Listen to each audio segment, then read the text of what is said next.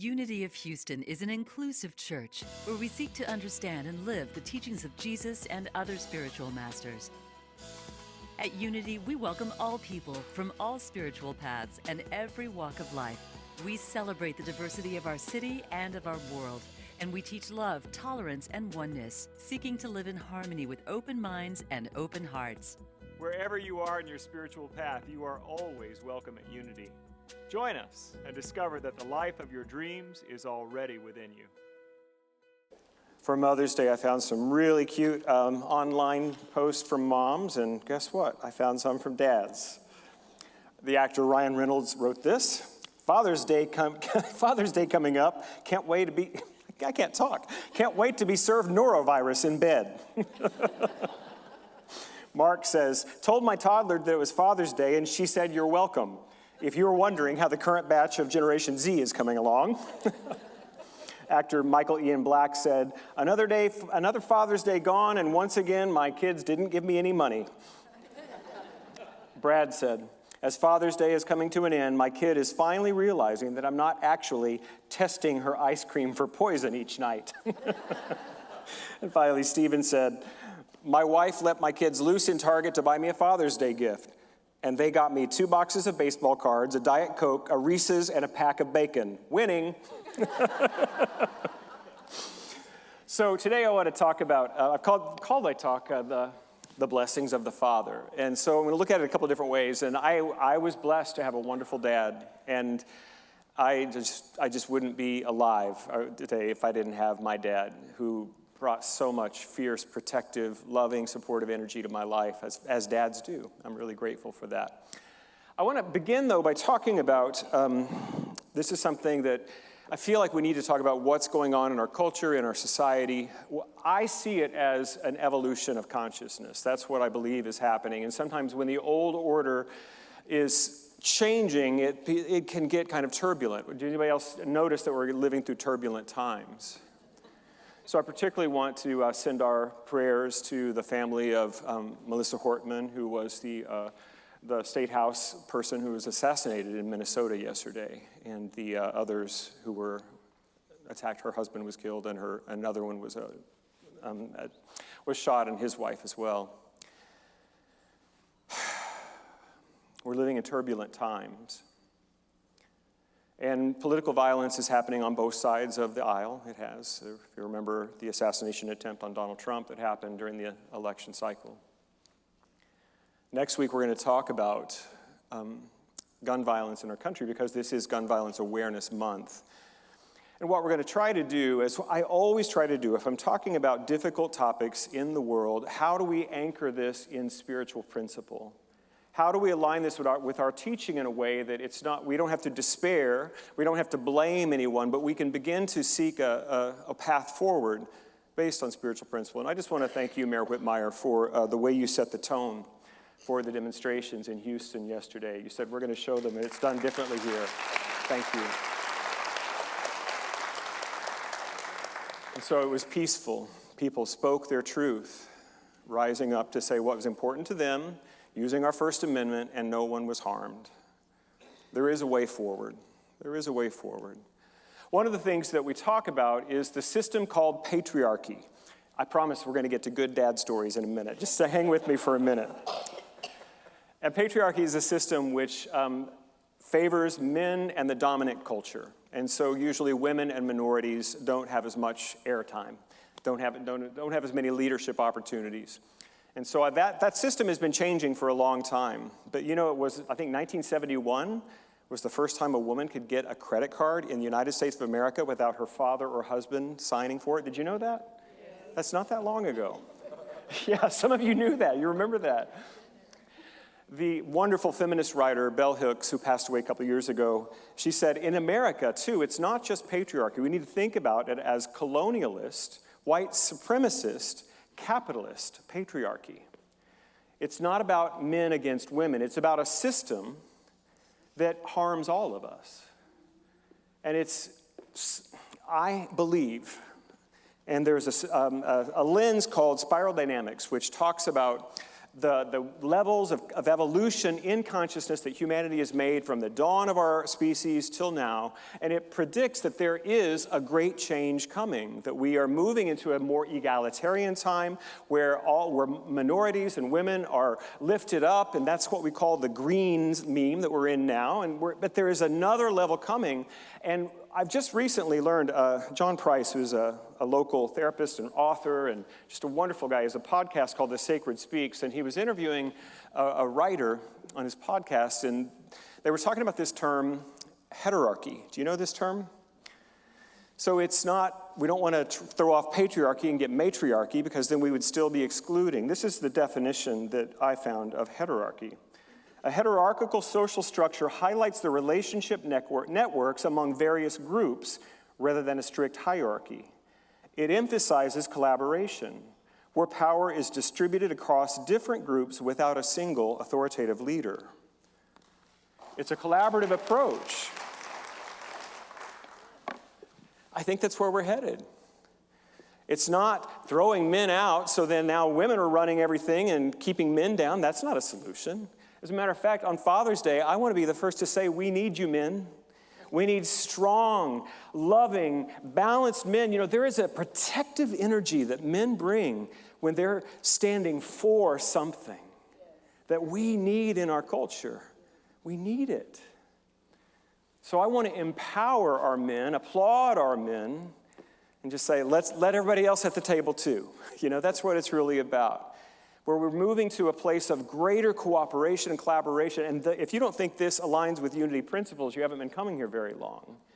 We believe that all people are expressions of the divine. All people.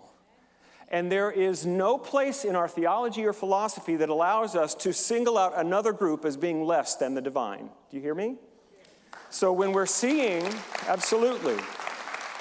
And it's an old tactic to demonize a single group to access power. And right now, it seems to be trans people and undocumented immigrants. And we do need good laws around immigration, absolutely, but we need to be treating people humanely. And we also need to know that trans people are not the demons and the enemies that they've been laid out to be by some. They are beautiful people who deserve our love and respect and inclusion. And I have friends in this church, and I know their journey of courage, their journey of authenticity, being willing to say, this is who I am, despite what they've had to come against from their families, from other churches. So we stand as a united humanity, and we see a world where everyone gets a seat at the table. Amen? All right, now let's talk about fathers, okay? I feel like I needed to give you that. So what I'm really talking about is the healthy masculine energy. And this is not about men and women. That we all want to have a balance of what we might call the yin and the yang from the Eastern system. But I like the idea of healthy masculine, healthy feminine. My dear friend Karen Russo teaches this in her prosperity book, The Money Keys. But it's just a beautiful idea that the masculine is about intention, choice, and action, while the feminine is about awareness, gratitude, the ability to experience satisfaction. Don't we all want both of those things? Yes. But let's talk about the healthy masculine today. So let's first talk about this idea of intention. What can we intend? I've told this story before. But I was recently on a different, I do podcasts when I drive. I mean, it used to be I bless Saint Google when I gave sermons, but now I bless Saint Podcast. I'm learning so much. And it was an Enneagram podcast, and they were talking about a little boy who loved to play with dolls and how that kind of was difficult in the family. That was me. When I was 3 years old, my babysitter gave me their cast off baby doll. It was pathetic, I'm telling you. The hair had been ripped out of half of it. Remember they used to, like when you would wake them up, their eyes would open, only one eye opened. But I loved these girls, these teenage girls, Julie and Anita Sains, that had babysitted me, and they gave me this doll, and I loved it. I was 3. And it was not a big deal until I took it to Sunday school. at our little country Methodist church there in Oklahoma, after the kids, they would come out, and each group would come out and recite a Bible verse or something, and I came out to recite my Bible verse or sing This Little Light of Mine, something, and I holding that doll. And it wasn't okay with my dad. It wasn't okay. So after church, he took it away and said he was going to burn it. I squalled and bawled, and I remember there was a bit of a row between my parents, and it was the first time that I really got that there was something about me that wasn't okay, and I better change. I was young, but I got that message. Years later, I did a spiritual exercise when I realized that belief that got formed in me at that incident at 3 years old had been limiting me my entire life. That I had this belief, and the way I phrased it was, I believe that if I show up as who I truly am, the people I love are harmed. And it wasn't until my 40s that belief became conscious and I could release it. Now, my dad, I've come to understand, was not trying to harm me. He was trying to protect me. He knew the culture that we lived in was brutal towards little boys that played with dolls. He knew that. And his intention was to protect his son. And I can honor that now. Even though it did cause harm in me, my dad had so many other good intentions that it kind of made up for it. He intended good things for me. And when I was in college, I was getting ready to go to college, and he told me, "Now, Mike, you got a gift. You follow that gift. Don't do what I did." And my dad had a factory job that he hated for 33 years to put food on the table. He said, "Don't do that. You follow your gift." And so in my 20s, when I was full-blown alcoholic and struggling to make a living singing in bars in Dallas, Texas, I mean, it was a mess. My dad supported me. He said, "You keep going." His intention was for me to be free in a way that he wasn't. He also had an intention that we not talk politics in our house. He and I were on one side, and the whole dang family was on the other side. But he held a strong intention that we remain family first. And so my older brother, who is a Pentecostal pastor, he and I were getting into it one day, and my dad came in the room and said, "No, we're not doing this. This is a family." And he held that intention, and it did a lot of good. And now my older brother and I, we don't talk about politics, but we do talk about people that we love and the good things we want to see and how important family is. We found a way. Intention. Instead of going into blame, instead of going into criticism, what is the thing you want to be seeing in the world? Focus on what you want to see rather than the thing that you don't want.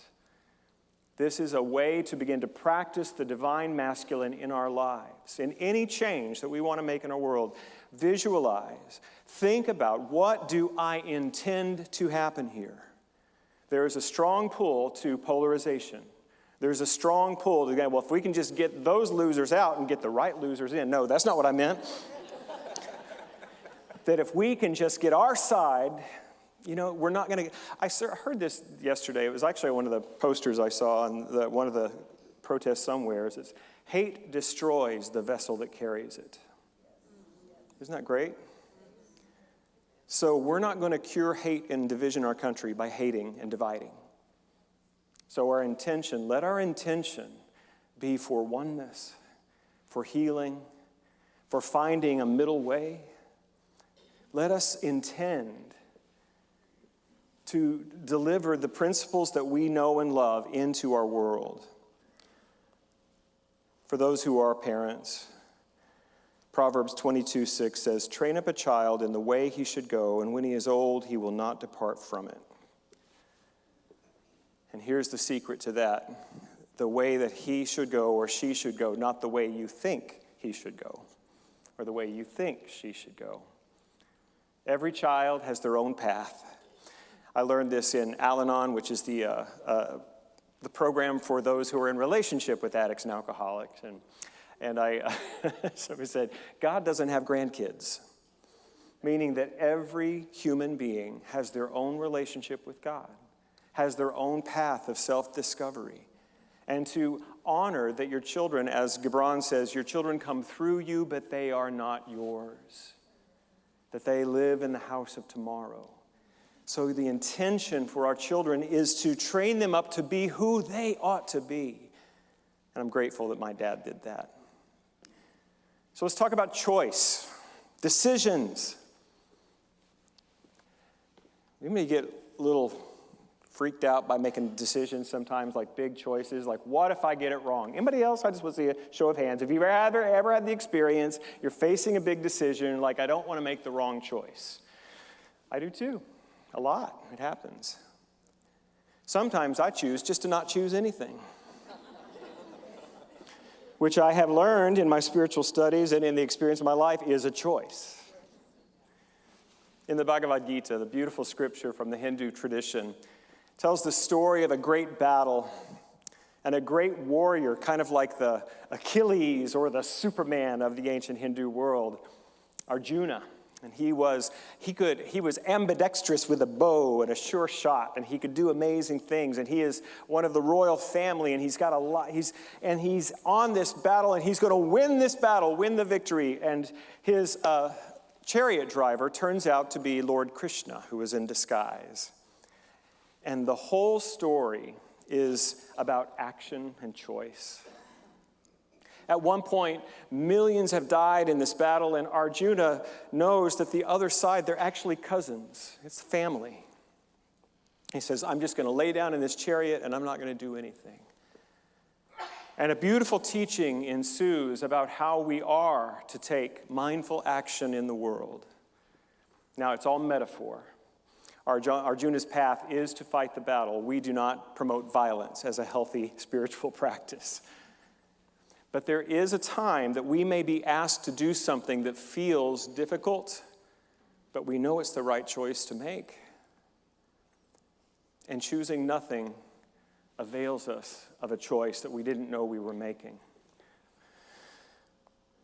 So here's what I've learned kind of recently, in the last few years. You have a secret power, and I have a secret power. It's called intuition. It's not just women's intuition. Men, we got this too. It's the ability to listen, to get quiet and listen. There's a wonderful poem by somebody named Piet. I remember that, but it's when you flip a coin, and then you think, if it's heads, I'm going to do that, and tails, I'm going to think about it's going to do that. And then when it comes, you cover it, and then what do you want it to be? You'll notice that you already have a preference before you even see what it is. There is a part of us that knows how to make decisions, knows how to make choices. And we can begin to work with our intuition, but we've got to get quiet. We have to be willing to stop running around in our heads, as we often do, playing both sides of it back and forth. We can just fill our minds with such clutter that intuition requires stillness for it to speak. It's not the loudest voice. A few years ago, Elizabeth Gilbert, who wrote the great book, it's a great book, but it was a big success, Eat, Pray, Love, the Julia Roberts movie. She was writing another book, and the book was called Big Magic. And before the book was released, I was listening to a podcast. Yes, I know. And she was talking about, it was Rob Bell's podcast. And in an interview, she said, hey, I've got a new definition for magic. Do you want to hear it? And he goes, yeah. It's just this. What wants to happen next? What wants to happen next? And I heard that, and I thought, she's right. She's right. And I believe that we can begin to practice listening to what wants to happen. So you know what I've done? I have developed a daily practice. And I'm not always consistent, but when I do my daily practice the way I want to, I need some time because I'm going to do some reading, and then I'm going to do some meditating, and then I'm going to do some journaling, and maybe some more reading. But after all of that, I do gratitude lists, I do all this stuff. The last thing I do is I get quiet again, and I just say, what wants to happen today? And I just listen. And I always hear stuff. And it's never, change the world. You know what mine were from yesterday? The three things said, rest, listen, be myself. That was it. Simple. And through the activities I had in the morning, I was leading a meeting. It was kind of new to me, and I felt kind of uncertain. I said, I just have to be myself. Just have to be myself. Stop trying to be perfect. That's another pattern of mine. I'm the kind of person that on the first day of a job, I come in feeling like I need to know everything about it. That's the old perfectionist mind, trying to please people all the time. But I've remembered, all I have to do is be myself. And then, instead of thinking about what I was going to say, why don't I listen to what other people in the meeting are going to say? And that served me well. And I was in a class with Candace yesterday morning, part of our Fun with Friends, and same thing. I have a tendency to think, how does this affect me? But and other people in the class were sharing some of the information they were getting and how they responded. I just listened deeply. And when one of our friends had something came that caused some tears, I heard her. Just listened. I didn't try to comfort her or console her. I just listened. Then after, I talked to her a little bit about what my impressions were. It was good. Just listen. And to rest. Oh my gosh. I think most of us would hear that one a lot more than we're willing to admit. But I've had a big week. A lot going on emotionally. We've had some deaths in the community, and a lot of people going through some serious stuff. Big meetings. On Thursday, with the flooding forecast, we decided to move all of our meetings online. Thank you, COVID. That's the blessing of that. We know how to do that really quickly now. And I was on Zoom for 6.5 hours. I forgot how exhausting that is. That I was so tired. So you know what I did yesterday afternoon? I couched it. I lay down, I watched the Astros, they won. I just rested and worked on this talk a little bit and got some things put together, a list of things I need to take. The ministers are going to convention this week. And I just rested. And you know what? I slept 8 hours last night. Hallelujah. I feel good enough to be a little ornery now. I might try to get up to something if I'm not careful. I feel good because you know what I did? I asked the question, and with my intuitive nature, I listened to the answers, and they were simple. Listen, rest, be myself.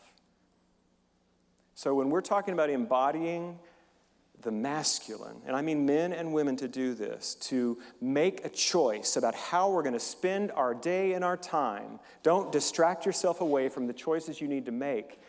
Ask and listen and see what answers may come.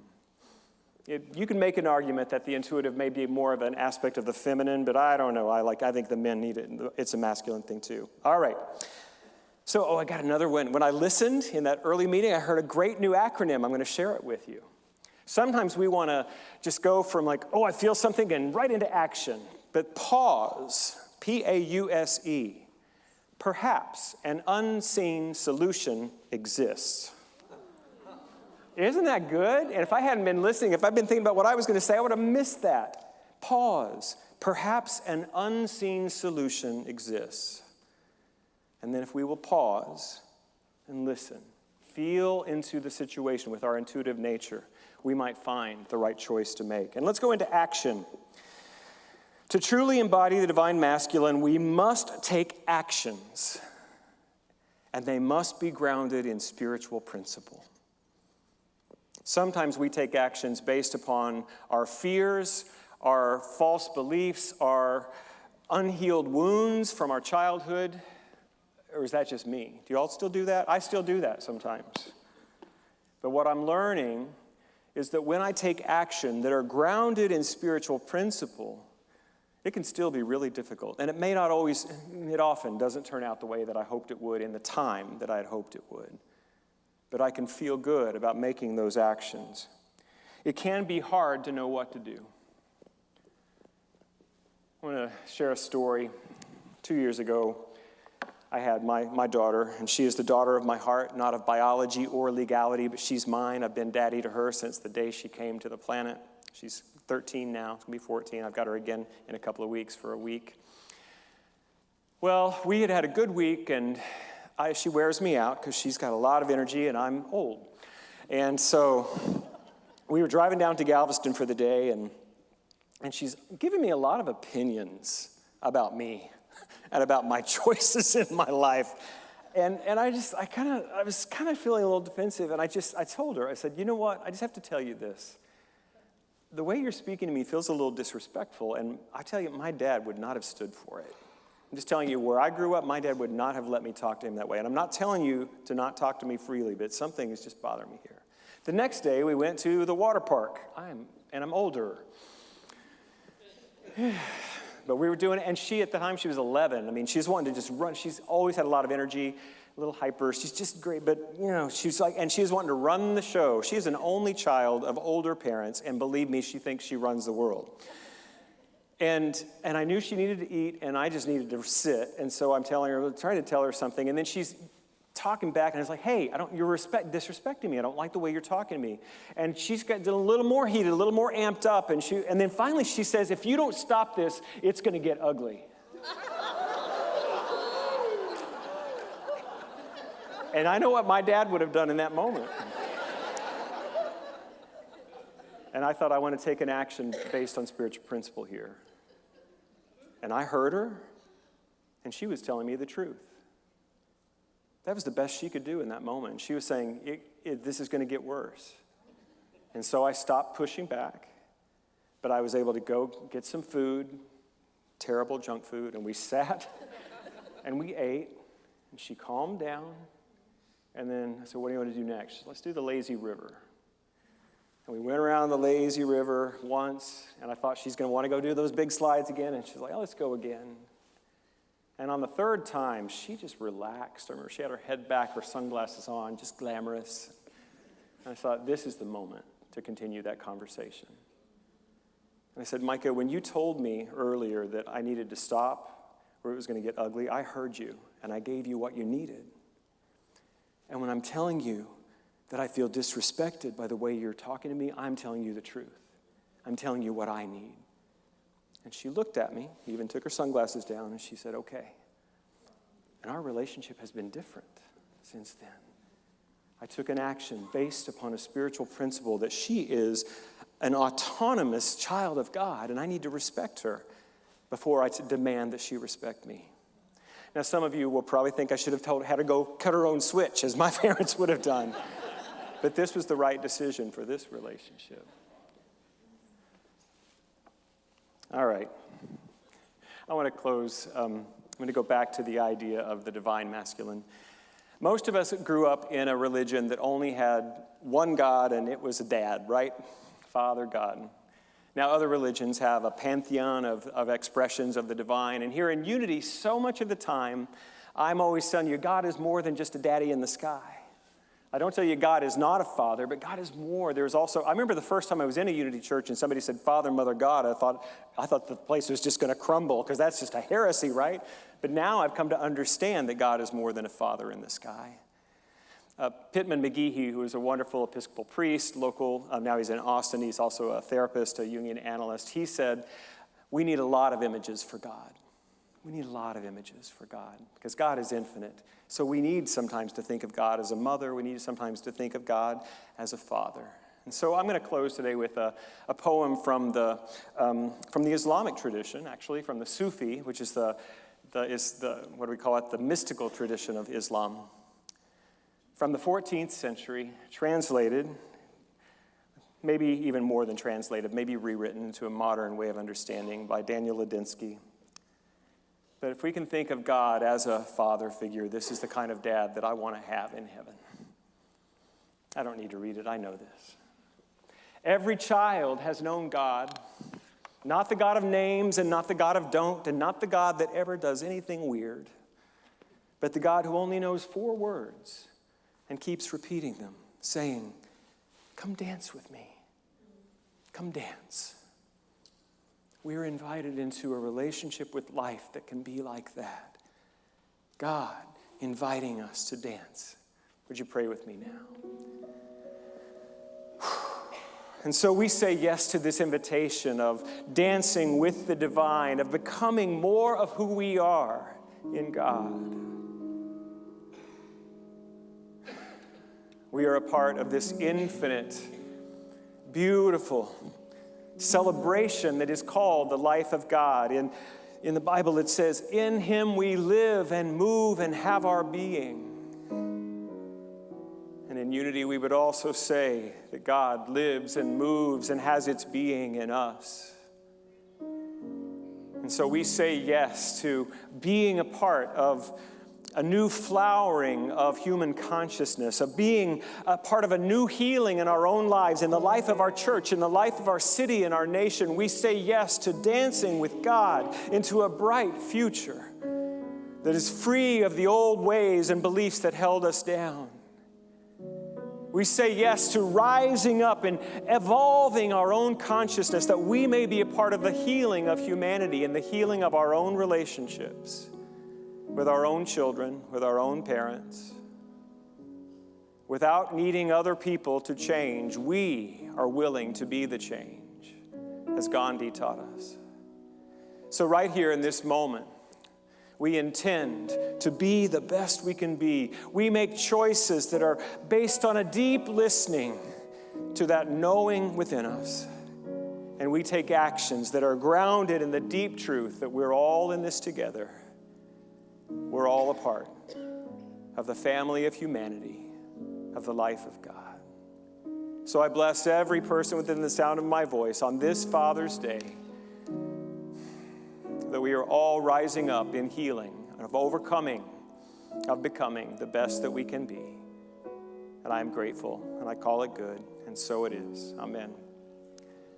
Thank you for being with us today, and thanks for letting me talk about my own fatherhood experience.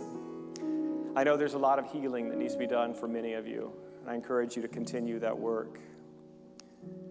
And I encourage you today to be a space of forgiveness, to be a space of love, and also of receiving love. And if no one has told you today that you are beautiful, you are worthy of love and belonging, if no one has told you today that they love you, I love you. God bless you. Thank you for watching this message today. I'd like to invite you to join us in person here on campus at Unity of Houston for Sunday morning or Wednesday evening services. If you can't be with us here on our campus, you can still join us live on Facebook or on our website, unityhouston.org, Sunday mornings at 11 a.m. Central.